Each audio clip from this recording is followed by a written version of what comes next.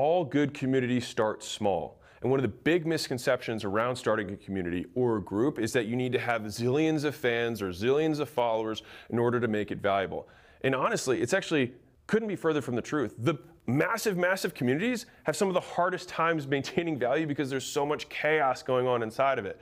Whereas the small communities, we've actually found from the stats from the platform that all you need is 10 true regulars. It's 10 people who contribute regularly to a group. One of the most valuable groups that I was ever a part of was my powerlifting group, where we had 13 guys, and we would all post in there every day of like our lifting videos of what our workout was, what we were struggling with, and then other people would be like, hey, this is what I did to break out, you know, the lockout on my bench. And it was one of the groups that I looked forward to seeing the post every single day, and I would have paid if the platform I had been on at the time actually allowed me to do that.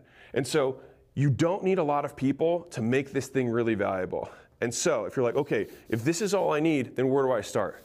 Start with 3, all right? And start with 3 people because 3 is on the way to 10.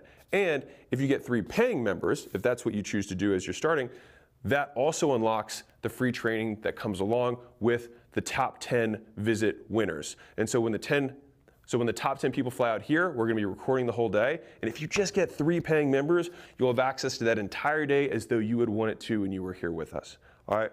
And so this is what it takes to start. This is what all it takes to make a valuable community. And I wanna show a little bit of what's possible. So Kevin Kelly wrote a famous book called 1,000 True Fans.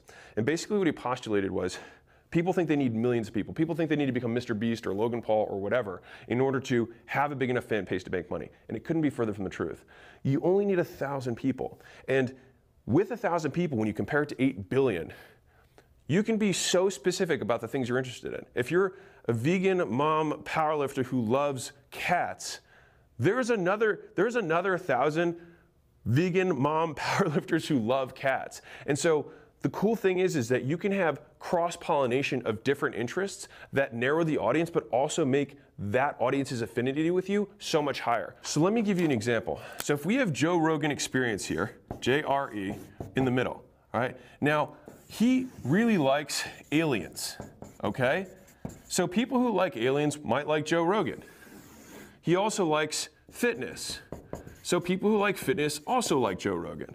He also likes conspiracy, right? Or whatever, conspiracy theories or whatever you want to call that there.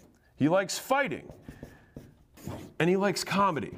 Now, if you were to say, hey, I want to start a group of aliens, comedy, fighting, conspiracy, and fitness, people will probably tell you you're absolutely insane. But the thing is that there's tons of people in Joe's audience that only like one of these topics. If you like 2 of these topics, you'll like Joe even more. If you like all of them, you'll become a hardcore Joe Rogan fan. And so whatever you are, you probably have multiple interests. You can create communities around multiple interests that you share, and people who share those interests with you will also join and like you even more. And so you might be wondering, okay, well then where do I start?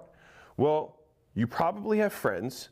You have people who already follow you on Facebook, who are friends with you or follow you on Instagram. You can pull out your phone and realize that you have 400 people or 800 people that you know. Just text them and invite them to your community. Like, if you invite 800 people to your community, you invite everyone in your contact list to your community, I promise you'll get 3. You'll probably get more than 10 just from doing that one thing. And so right now, if you don't do that, realize that it's not because you don't know how, it's because you're afraid. And you don't need to be, because all we're doing is inviting people to a party.